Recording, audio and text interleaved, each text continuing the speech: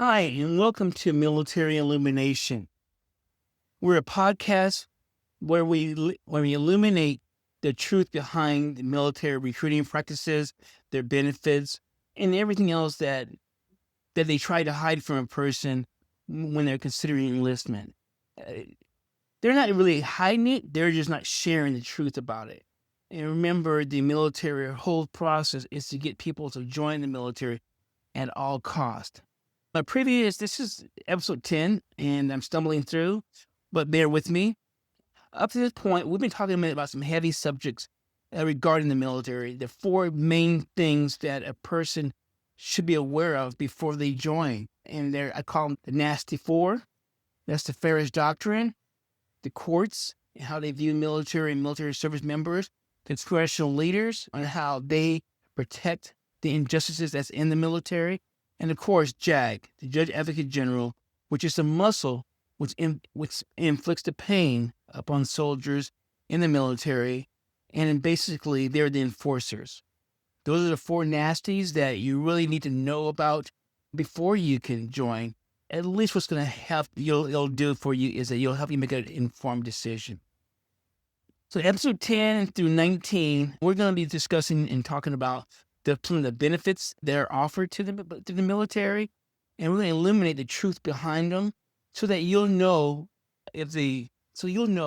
whether or not these benefits are beneficial for you, or if there's something that maybe you can find other ways to achieve your goals and objectives. Okay, and with that, let's go ahead and begin. Military benefits, education benefits. And I guess if you ever gone fishing before and you are like fishing for salmon or you're fishing for a certain type of fish, you're probably going to use a lure or some type of artificial bait that simulates the action of the predator, of the bait, of the fish that you're trying to catch as far as food is concerned. So it's going to illuminate that to the point to where the fish is really going to try to go after that lure, go after that artificial bait, food, if you would, and subsequently it's going to allow the fishermen to catch the type of fish they want to.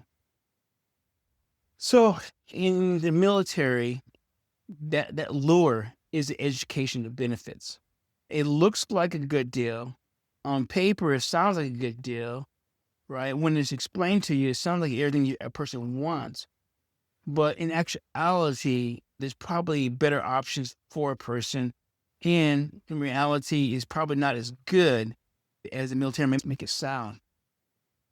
So while in the fishing example, to the fish, the lure is exactly like an item that they feed on, their prey. When they go after it and they're in for a surprise, the lucky ones are able to spit out the hook and swim away. The unlucky one, like they say, swallow a hook, line, and sinker, and they're done.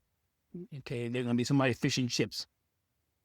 So it's much the same way when you look at the educational benefits that are basically presented as a benefit to unsuspecting, mainly high school students who's looking for a way to pay for college, they don't have the money, and that's a lot of what happens here. To them, it looks good.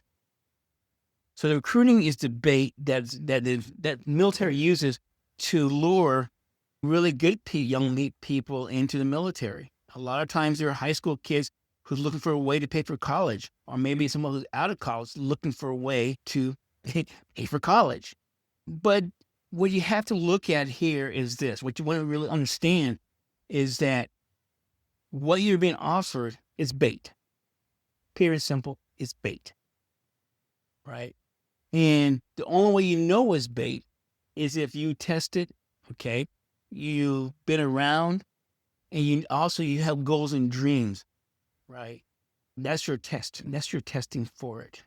Anyone that's looking for college, to pay for college, or looking to go to college, they're going to have goals and dreams to basically know what they were trying to achieve, know how long it's going to take them, knowing what the cost, knowing their end results. Most cases, it's not going to be, I'm going to wait 5 years after I get out, 5 years after I graduate high school to start my college degree. just to go to college. Because by that time, any leverage you had to get into the workforce at the level you want to be has been highly reduced and diluted, because all those people that went in right after high school are now going to be ahead of it. But so by going in and going for the education benefits and putting it off to start, right, you're actually putting themselves behind. Is the military benefits good for you? The education benefits good for you? Well, the first part is to look at what your goals and dreams are. Pure and simple, before you talk to the recruiter, what are you trying to achieve? Okay. Once you determine what you're trying to achieve in your time frame, career, then you're able to look at whether or not the education benefits that is being presented to you is good. Because if it doesn't do the things that you're looking for, then it's not good for you, and there's no use pushing the limits and continue on. One thing you got to look for when I talk about the luring is the bait is the presentation on the brochure, the recruiters telling you to pay for college, pay tuition assistance, okay?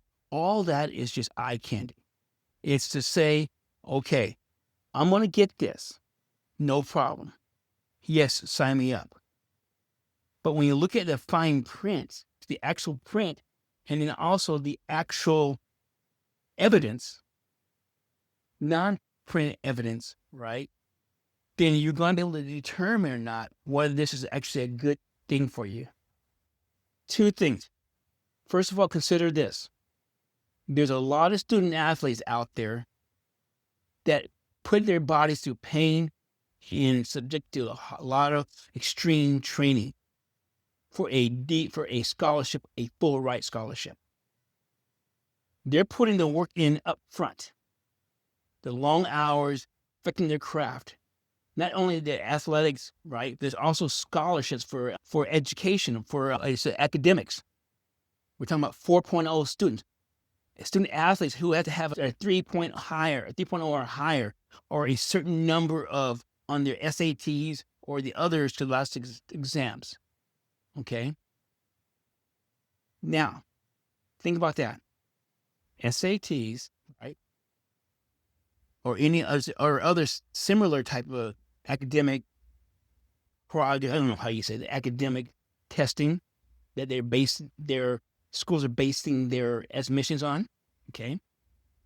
You got to be in the top 1% of whatever you do as far as athletes. Top 1% to get the full ride scholarships. Then as you reduce that, it depends on as you tumble down the food chain, only a certain amount of money will be provided. Eventually, it's just going to be grants and stuff. Okay. So now you're saying, okay, I'm going to take this person, this student athlete, this academic scholar, this musician phenom, right, who has put these times in, who's got the grade point average of 4.0, between 3.5 and 4.0, who are competing for these scholarships, the 1%. Now, you're going to have some person from the military who's recruiting you out of high school, telling that they're going to pay for your college. And what do you bring? What do most people who go in the military bring to the table? Absolutely nothing. I don't mean to put them down, but chances are their GPA is going to be hovering at 3.0, be straining for 3.0. Okay. They're not going to be high on their SATs. A lot of them are in impoverished areas. A lot of them are low-income families. A lot of them want to do something, but they can't as far as money is concerned because the family can't afford it. I'm not putting people down for where they're at socially. What I'm saying is this. Think about it. Are they going to take some person, a student, with just pushing at 3.0, nothing else going for them, and pay for their college? If that's the case, then why isn't everybody going to the military? Think about that. Why aren't they busting the doors down? That's the fine print when you think about it globally, when you think about it from the sense of common sense, right? Now, what is the fine print? The fine print on those brochures that most people will not look at, it will say VA, Veterans Administration. Okay. First of all, a military recruiter is going to make a student feel like that that branch is going to pay for their college. They're going to pay for the tuition assistance. Okay. And once again, tuition assistance is different than a scholarship, than paying for it. That's another thing. But the Veterans Administration is the ones that are actually administering the funds for these different programs. It isn't the 4 branches. Yeah, I will not mention the 4 branches because that's like poison. Okay, I'm not going to give them that free press. The other thing that when they talk about, so first of all, it's the administration. Okay. Second thing, fine print, is talks about going to pay for it. Okay. In my part 2, I'm going to go into more detail. I'm getting ahead of myself here. Okay. What I want you to know is this. Recruiting with the education benefits is bait. It's a lure. Okay. Second thing is you got to understand, you got to have goals and dreams that matches up 100% with what the military is trying to achieve for you. You know, are you willing to push your goals and dreams back 5 years, 8 years? Okay, because that's what's going to require if you did that with the military, because you got to serve your time first. It's very important that you know what you want. A person has to know what they want, and then be honest with themselves. Is when they look at it, what their military is offering, if it doesn't match up, then be willing to walk away. Be willing to hang up the phone, disconnect your phone, put the military do not call list, right? You'd be willing to do that. Understand this. I mentioned before, top 1% of the athletes and scholars in the education system compete for scholarships. Okay? Nothing is free. You're either going to pay in the front end or you're going to pay in the back end. Nothing is free. Okay? Military education system benefits is exactly that. It's just bait. Okay, so I'm going to bring this all together. I'm going to bring this all to a close. I'm going to share my story, and that's going to be a lot of what I do, mainly because I've been through this, not only with my friend who's get this whole thing started with me digging in almost 30 years ago, but also I'm a veteran, okay? Everything that has enlightened me based on what's happened with the National Guard, Washington National Guard, helped me reflect back on my military career. And I can see, wow, it was a disaster. I didn't see it as a bait. My goals and dreams, I wasn't solid on. I knew what I wanted very loosely. I didn't read the fine print, which basically means that you're in the military, you're serving in the military, you're a soldier. I don't want to say that word. You serve. That's bottom line is. Okay? And then there's a point of knowing what I wanted. And nothing's free. My story? Before I get started, I had a good career.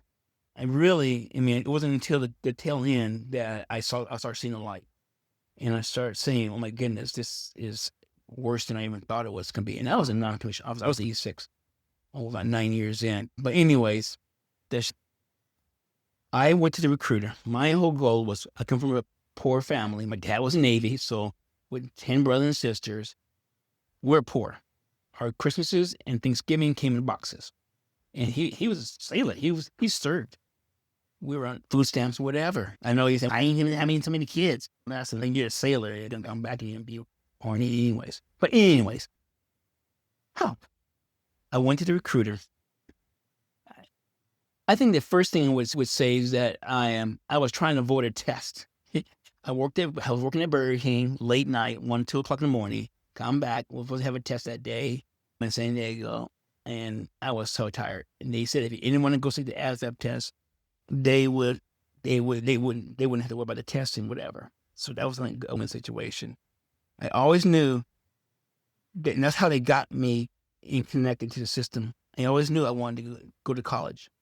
I always knew that. In the middle child out of 10, that was my goal. But if people around me, and that wasn't their goal for me, I was just supposed to graduate and go to the military. But I've always wanted to I always wanted a college degree. It was either San Diego State University or New Mexico Military Institution at the time for me. I knew I didn't have the money, of course, and I knew my brothers who went in all got shift jobs. And one was supply, one was a clerk, one was correction. They all had shift work. So then it was like a regular job for them. So I told the real recruiter that I want to go to school at night. I wanted shift work. I wanted a job where I could go to school at nighttime. And he assured me, first it was a missile MOS, which they had around the clock, which was shift work. Then he changed that up for me. So he's going to put me in where he needed me. It was communications. He showed me a picture. I always remember this to this day. In the picture, had the guy with these computer things, a big old computer board, had a shirt and tie on. And I said, yeah, that's what I wanted to do. That's what I wanted. That was my baby. So I enlisted. I went in and come to find out that tactical meant you're in the field of law. That's what tactical in front of my communication designation was. So then when I got to my unit, when I tried to go to school, I had to have the permission of my commanding officer, my company commander, which he didn't give me because I was just a private. So here I was, first of all, in a unit, in a job where 90% of my life is spent away from the base, okay? We're always moving around. At that point in time, it was from February to November. We're in and out of different things. And I couldn't go to school. And that was at a time where they didn't have a whole lot of online stuff. It was corresponding courses, but that didn't work out. So I saw the light and I was sad. It was a lot. I had taken the bait, hook, line, and sinker, and that was it. And I eventually, I'm a disabled vet. Because of my injuries, they pay for some of my education. I'll give it that later on. But instead of starting out when I was 18, I had started out a little bit later. I did go, as I went through ranks, I was able to go take some classes here and there, but military service always came first. So sometimes I had to drop classes because there were commitments. I share that with you is because I've been through there. You don't need me to tell you that the military isn't always the best, that everything they share with you is nothing more than bait. You can Google it. You can look at it. You got to know. And you always have options. On the bright side, I'll tell you later on, but I am a college graduate now, but that was out of my own. And had I started that on my own, I probably wouldn't be talking to you today because I wouldn't have had the experience that I had. So therefore, I have to admit that I was meant to be where I was at, to be here where you're at. Okay? We're all about uncovering the truth here in Military Illumination. I share stories and also options. Okay? I thank you for just listening and understanding that 3 things I want to leave you with is that know what you want, read the fine print, and be willing to walk away. You have options, especially if you're a high school student. You have options. You have more options than you could even realize. Okay. Anyways, I'll talk to you again later. Episode 11 is going to be Education Benefits Part 2. The devil is in the details. Come back and see me later. Have a great day.